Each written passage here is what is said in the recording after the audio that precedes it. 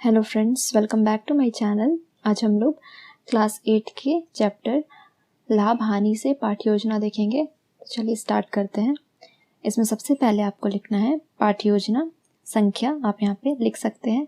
इसके बाद है विद्यालय का नाम, छात्र अध्यापिका या फिर छात्र अध्यापक का नाम, क्रमांक, कक्षा, यहाँ पे आपको लिखना है 8 या फिर क्लास 8, क्योंकि ये लेसन प्लान मैंने क्लास 8 के मैथ्स बुक से बनाया है। इसके बाद है विषय गणित, कालांश यानी जो भी पीरियड में आपको क्लास लेनी है आप उसे यहाँ पे लिखेंगे। फिर है प्रकरण यानी कि जो भी टॉपिक है तो वो है लाभ हानि, तो हम यहाँ पे इसे लिखेंगे लाभ हानि। उसके बाद है दिनांक, यानी कि आपको जिस दिन भी क्लास लेना है आप उस दिन की डेट को यहाँ पे लिखते हैं। उसके बाद है अवधि, यानी कि आपको जो भी क्लास में जितने भी टाइम लगने वाली हैं आप उसे यहाँ पे लिखेंगे। उसके बाद है सामान्य उद्देश्य। सामान्य उद्देश्य में जो भी विषय है उसके द्वारा आप बच्चों में जो भी विकास करना चाहते हैं, बच्चों में आप जो भी ज्ञान देना चाहते हैं आप उसे यहाँ लिखते हैं। जैसे है पहला, छात्रों में गणित विषय के प्रति रुचि उत्पन्न करना। दूसरा, छात्रों में तर्क शक्ति, बौद्धिक शक्ति एवं कल्पना शक्ति का विकास करना। तीसरा, गणित विषय का अन्य विषयों के साथ सहसंबंध स्थापित करना। फिर चौथा है गणित विषय का व्यवहारिक ज्ञान प्रदान करना। इसके बाद है विशिष्ट उद्देश्य। विशिष्ट उद्देश्य में हम जो भी पाठ है, जो भी हमारा टॉपिक है, उससे बच्चों में जो भी आपको विकास करना है, बच्चों में आप जो भी विकास देखना चाहते हैं या फिर बच्चों को जो भी ज्ञान प्राप्त होगा उस टॉपिक से, उसे हम यहाँ पे लिखते हैं। जिसमें पहला है छात्र वस्तुओं के क्रय मूल्य तथा विक्रय मूल्य के बारे में जानेंगे। दूसरा, छात्र किसी वस्तु के लाभ तथा हानि के बारे में जानेंगे। तीसरा है छात्र लाभ तथा हानि प्रतिशत के विषय में जानेंगे। छात्र लाभ हानि के सूत्रों से परिचित होंगे। तो इस तरह से विशिष्ट उद्देश्य कंप्लीट होता है। इसके बाद है शिक्षण सामग्री, जिसमें हम जो भी क्लास में अपने साथ सहायक सामग्री लेकर के जाते हैं आप उसे यहाँ पे लिखते हैं। जैसे चौक, डस्टर, लपेट श्यामपट्ट, चार्ट, मॉडल। उसके बाद है शिक्षण विधि, जिसमें आप जो भी विधि के द्वारा या फिर जिस मेथड के द्वारा इस टॉपिक को पढ़ाने वाले हैं आप उसे यहाँ पे लिखेंगे। जैसे पहला है आगमन निगमन विधि, दूसरा है व्याख्यान विधि, तीसरा है प्रश्नोत्तर विधि, चौथा है व्याख्यान सह प्रदर्शन विधि। इसके बाद है पूर्व ज्ञान, मतलब बच्चों को जो भी इस चैप्टर या फिर इस टॉपिक से रिलेटेड जो भी पहले से ज्ञान है आप उसे लिखते हैं। जैसे छात्र लाभ हानि के विषय में सामान्य जानकारी रखते हैं। इसके बाद है प्रस्तावना, जिसमें हमें 3 कॉलम बनाना है। क्रम संख्या, छात्र अध्यापिका क्रियाशीलन और छात्र क्रियाशीलन। यहाँ पे आप छात्र क्रियाशीलन के साथ छात्र संभावित उत्तर भी लिख सकते हैं। जिसमें पहला है छात्र अध्यापिका क्रियाशीलन में, बच्चों हम दुकान से कौन कौन सी चीजें खरीदते हैं? तो बच्चों का उत्तर होगा चीनी, दाल, पेन, कॉपी। दूसरा में है कॉपी आपने कितने में खरीदी? तो बच्चों का उत्तर होगा 30 रुपये में।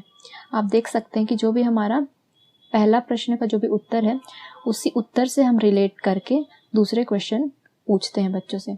उसके बाद है 30 रुपये जो उत्तर है उससे हम फिर एक नया क्वेश्चन पूछते हैं बच्चों को। यदि हम 30 रुपये की कॉपी को 40 रुपये में बेच देंगे तो हमें लाभ होगा या हानि? तो बच्चों का उत्तर होगा लाभ।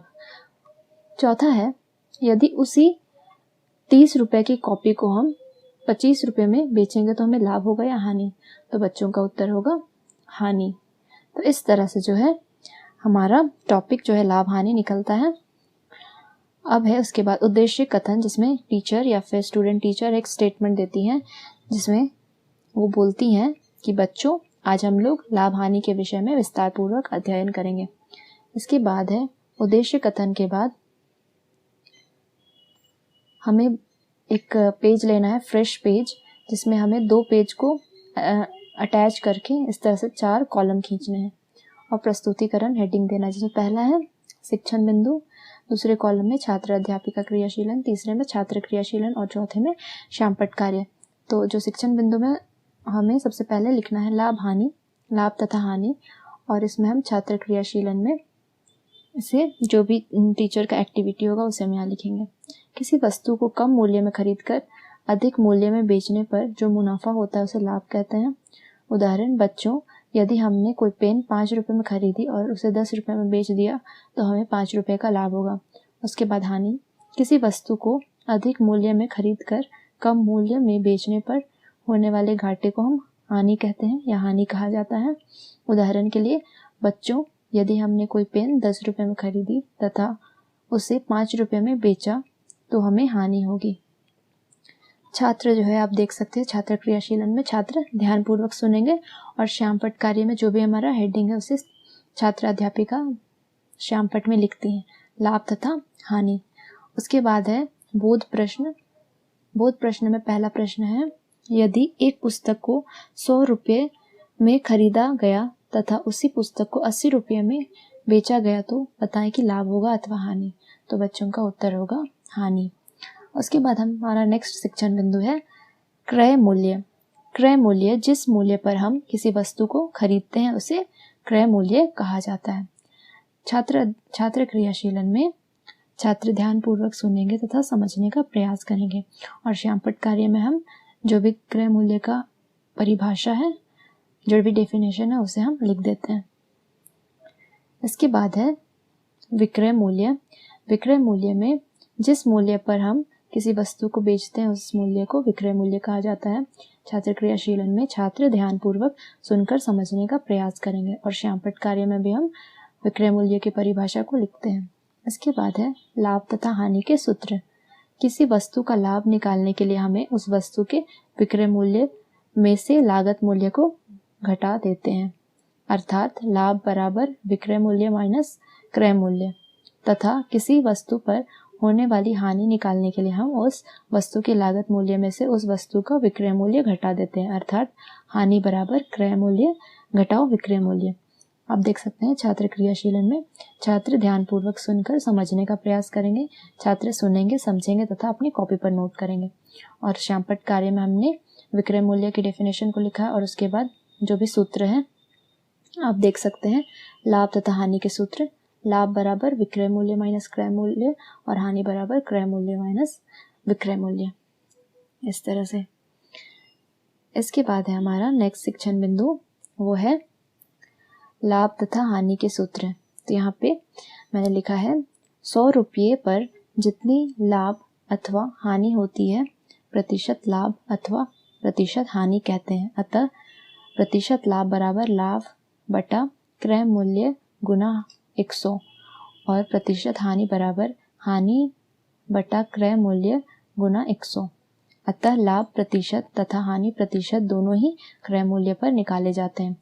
जो छात्र क्रियाशीलन है उस कॉलम में हम लिखेंगे छात्र सुनकर समझने का प्रयास करेंगे तथा सूत्रों को अपनी कॉपी पर नोट करेंगे।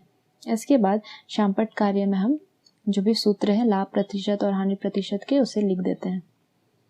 उसके बाद है पुनरावृत्ति।